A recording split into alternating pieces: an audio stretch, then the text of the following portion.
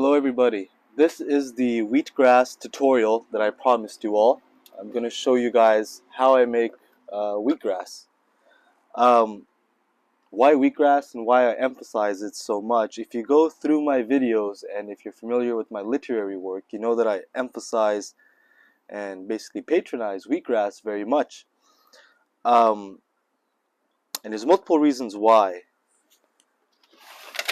I have a fresh tray of wheatgrass here. This is wheatgrass, and this is about a week old. And if I grab a handful of it, you see the root system and how well developed it is. And it's basically consumed about 3/4 of the soil that was inside of here. So this is wheatgrass. These are beautiful sunflower sprouts. They are the second most powerful sprout. I planted them the same time I had planted the wheatgrass, but if I grab a handful and I pull up, that root system is not as developed as the wheatgrass. It actually has only consumed maybe 10% of the soil, whereas the wheatgrass has consumed 3/4. So the wheatgrass is very hungry. And that is why it is the most potent remineralizer on the planet, in my opinion. And it's because of its ability to mine minerals from the soil. Now, it's not a food, it's a supplement. And aside from minerals, the earth, what you're also getting electromagnetic power, because these sprouts, they convert photosynthesis or light or electricity from the sun and magnetize it and convert it into chlorophyll. And every single creature on this planet, which subsists on a 100% raw food diet, aside from the raw food nutrients which are in the food, they are also consuming this living life force, which exists only in the current moment and is ejected by the sun and magnetized into form by the material realm. That is something which propels life forward. It's what propels the universe forward. It's electromagnetism. Again, I don't think I showed the wheatgrass too well, but if you look at that root system. I mean, that is like 50 to 60% consumed. And when I pick it up like this, you know, the roots are all entangled because they've consumed so much. And again, this is the second most powerful sprout. If I grab this it starts falling apart. The roots start falling apart because they're not as interconnected and they haven't consumed as much and it's not as hungry. So this is very hungry. Of 114 elements on the periodic table, 118 elements now, it is able to absorb and amalgamate 96, and no other plant comes close, nowhere near as close. And that is why grass actually is the foundation of life. And I acknowledge that wheatgrass is not human food. It is, but I'm using it as a supplement. I don't recommend you living off this stuff. You can literally take a teaspoon, and 1 ounce and 1 or 2 ounces, you're going to get the same amount of minerals you'd get from about 64 ounces of carrot juice.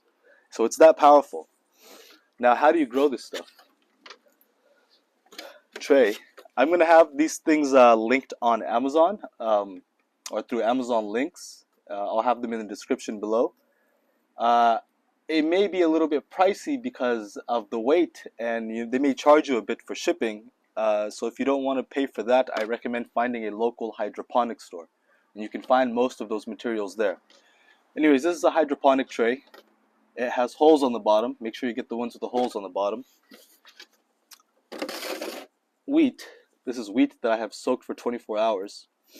And after soaking for 24 hours, if the camera can pick this up, let's see. They are sprouting. There's little white tails popping out. So they're ready to basically burst into life. You see that? So this thing is alive. It's a living creature at this point. And after soaking for 24 hours, what you would do is get your hydroponic tray. You can use a shovel for this. I simply use a cut-off bottle cap from a water bottle. And I have very high quality soil here. This is from Fox Farm. Now the quality of the soil, the most important part to all of this is the quality of the soil and how you build the soil. Because if the soil is weak, when the wheatgrass is planted in there, and if there's nothing for it to eat, you're going to have a deficient grass juice, and I've experimented with low quality soils, and then also customizing my own high end soils, and it makes a dramatic difference. This soil here has kelp. If you're familiar with my literary work, you know how much I like kelp because of the trace minerals. It has bat guano, which is basically bat shit, worm castings, which is worm shit, and several other organic composted products. And together you have um, both the microorganisms and the trace minerals, which are essential for developing healthy, strong plants, which in turn build healthy, strong human beings. I have a video on this specifically about how the quality of grass really affects the quality of animal foods, and how that in turn then affects the quality of human development. It's a very interesting video. I'm going to show a screenshot of it here. So this is important. I'll try to link the exact soil that I use, but if you don't want to use the exact same soil that I use, you can go to a hydroponic store and simply find a organic potting mix that has trace minerals from kelp or rock dust, and then also worm castings and bat guano at a bare minimum. You need those. So start putting this inside, and typically I like to put about an inch of soil. And what this is going to do, again, is a potent remineralizer, and electromagnetic energy. So not only is it great for reversing gray hair, but for energy levels, it is absolutely phenomenal. There's no way you could get this amount of minerals and electromagnetic force with virtually no digestive effort using animal foods. You'd have to eat the organs raw. And that would require some digestive effort, burning some minerals and electromagnetism in the process. This, you just put it through a juicer and use it as medicine. And I reiterate again here that this is medicine. It's not food. It's a supplemental medicine. If you're on the carnivore diet and you're saying this is bullshit, we don't eat this kind of food, well, the premier carnivore on the planet, the lion, supplements with wheatgrass. Lions eat grass. They use it as medicine. Now, I put the soil inside, and I will just spread it evenly at this point. Okay.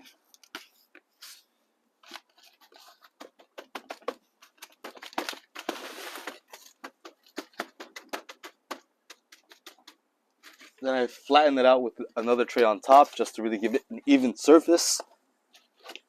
Once that's done, here's the amendment I add inside: azomite. This is basically additional trace minerals which are completely deficient in our soils today.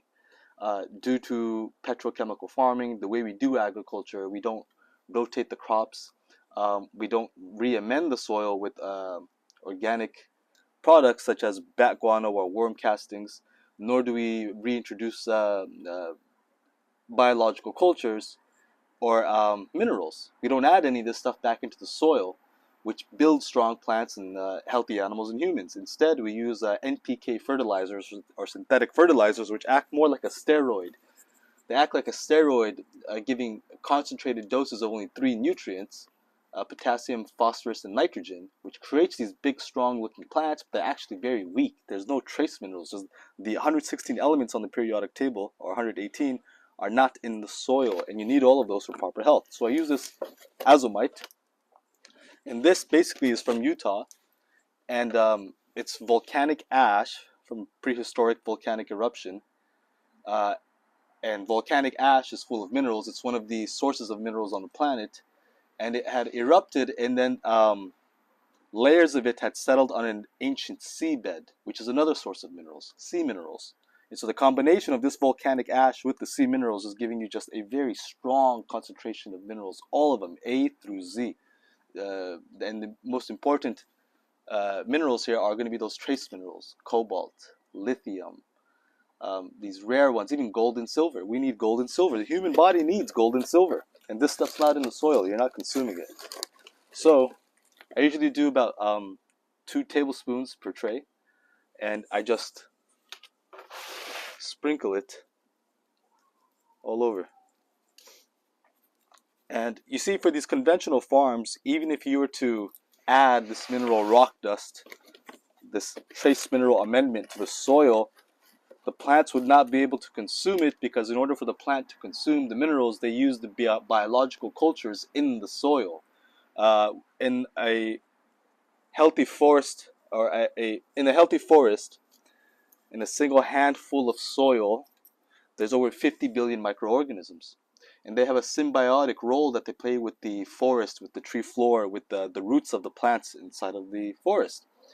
And plants cannot consume minerals without the symbiotic relationship of microorganisms and fungi. Just how humans use gut flora to digest and metabolize nutrients, plants have the same type of digestive metabolic process. They need the microorganisms, but on a conventional farm that has pesticides sprayed on it, you kill off all the bugs, you kill off all the microorganisms. So even if you put in the minerals, the plants won't be able to eat that shit, and thus they have to use synthetic fertilizers, which have only 3 nutrients. It's a catastrophe. That's why you have a bunch of weird gangsters and retards today. Don't even know their gender.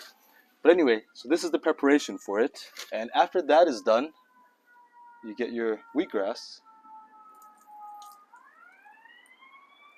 drain the water, and I soak about 2 cups for a tray.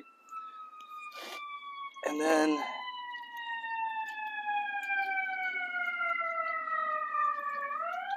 okay.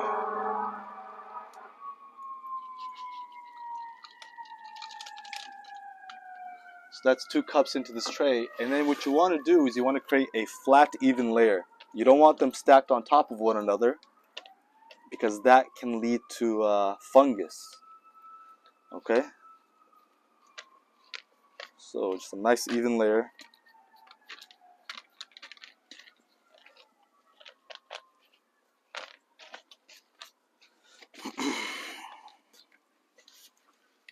That's what you want it to look like. And when it's done, you can do multiple trays. You can do multiple trays of wheatgrass. And very simply, what you would do is you would do another tray and then stack it on top of one another. Now, in this case, I'm not going to stack another tray of wheatgrass on top, although you could do that. You typically, if I do like 3-4 trays, if I stack them on top, at the very top, I'll get an empty tray and place it on top. And then I have these bricks. You'll need bricks for this. They're just 2 simple bricks, and I place them on top. And this creates pressure and weight on the grass so that as they're sprouting and growing, they have adequate resistance to grow against, and this actually makes them stronger. It's kind of like putting them in a gym and training them.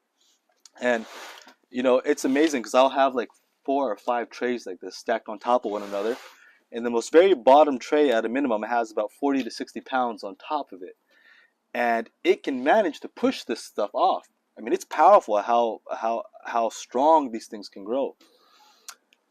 What you do at this point is in about 3 days, this tray is going to be lifted up and it's going to look like this. And the grasses are going to just begin to show. At that point, I would take off the bricks, I would get the top tray, and I'd place it upside down. And again, the grasses would be coming up to about right here at that point. And I'd place this upside down. And the reason I would do this is because the grasses, as they're growing, they're trying to reach sunlight. They're growing towards the Father in heaven. They want the light. And if you block them off from that, they'll continue. It will spur their growth. They'll grow even faster, and then they'll start pushing this off. And once this is pushed off, even by a mere millimeter, you simply remove it and expose them to the sunlight. It doesn't have to be in full sun. I don't recommend full sun. It's just going to dehydrate them. They're babies. Indirect sun is completely fine. And after about 7-8 days, this is what a fully ready grass of or tray of wheatgrass looks like.